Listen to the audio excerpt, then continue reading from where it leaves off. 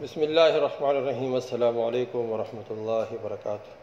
دوستو، آج کا جو وظیفہ ہے یہ ہر قسم رزق کی تنگی کو دور کرنے کے لیے ہے، اور اس طرح گھریلو تمام پریشانی کو دور کرنے کے لیے ہے، اور اس طرح ہر قسم حاجات ضروریات کو دور کرنے کے لیے وظیفہ بہت زبردست ہے۔ ایک صحابی حضور صلی اللہ علیہ وسلم کے پاس آئے۔ حضرت عبداللہ ابن عباس رضی اللہ عنہ سے مروی ہے، انہوں نے فرمایا کہ ایک صحابی حضور صلی اللہ علیہ وسلم کے پاس آئے اور حضور صلی اللہ علیہ وسلم سے اپنے پریشانی بتایا اور عرض کیا، یا رسول اللہ صلی اللہ علیہ وسلم، ہر وقت گھر میں پریشانی رہتی ہے، بیماری رہتی ہے، اس طرح حاجات پورا نہیں ہوتے، اس طرح رزق میں تنگی ہوتی ہے۔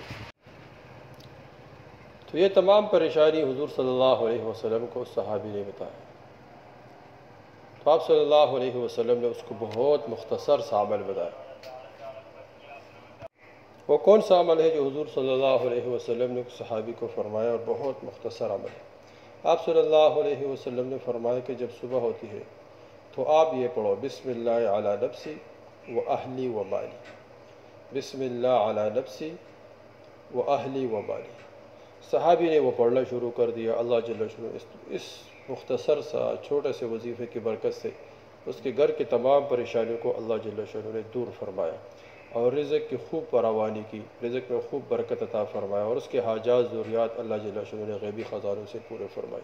دوستو، بہت مختصر وظیفہ ہے، لیکن بہت طاقتور وظیفہ ہے کہ ہر آدمی یہ پڑھ سکتا ہے، عورت بھی اور اس طرح مرد بھی اور بچے بھی پڑھ سکتے ہیں۔ تمام گھر کے تمام افراد کو یہ وظیفہ سکھائے کہ صبح اٹھتے ہی یہ وظیفہ پڑھے، بسم اللہ علی نفسی و اہلی و مالی۔ بچے بھی پڑھے اور مرد بھی پڑھے، عورت پڑھے، اللہ جل شانہ اس گھر میں تمام پریشانی دور فرمائیں گے، اور حاجات ضروریات اللہ جل شانہ وہاں سے پورے فرمائیں گے جہاں ان کا سوچ بھی نہ ہو۔